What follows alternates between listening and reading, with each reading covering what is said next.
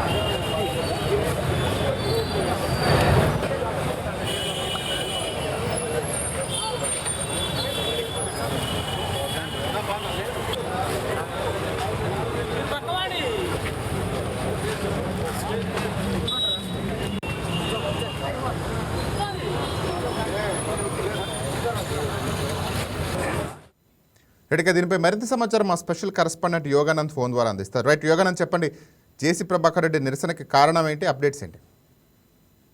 తాడిపత్రిలో ఈ ఉదయం మరొకసారి నాటకీయ పరిణామాలు చోటు చేసుకుంటూ ఉన్నాయి. ఏదైతే వెన్నుపోటుకు 2 ఏళ్లు కార్యక్రమంతో జనాల్లోకి వెళ్లేందుకు పెద్దారెడ్డి ప్రయత్నించగా దాన్ని పోలీసులు అడ్డుకున్నారు.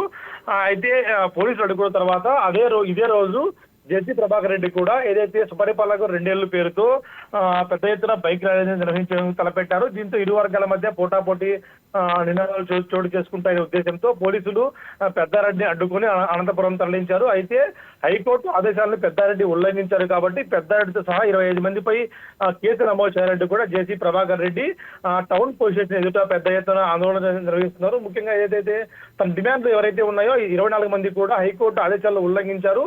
హైకోర్టు ఆదేశాలు నిన్న వచ్చాయి లేదో అప్పుడు ఇవాళ ఉల్లంఘించారు కాబట్టి వారిపై ఎఫ్ఐఆర్ నమోదు చేయాలి, హైకోర్టు ఇచ్చిన బెయిల్ రద్దు చేయాలంటూ కూడా ఆయన డిమాండ్ చేస్తున్నారు. అయితే ఆయన డిమాండ్ పోలీసులు సరిగా పట్టించుకోలేదంటూ కూడా ఏదైతే ఆ స్టేషన్ ముందే మంచం వేసుకుని ఆయన అక్కడే పడుకుని నిరసన తెలియజేస్తున్నారు. అయితే దీనిపై పోలీసులు ఆయనకు నచ్చజెప్పే ప్రయత్నం చేస్తున్నారు. Rajendra, right, thank you Yoganand.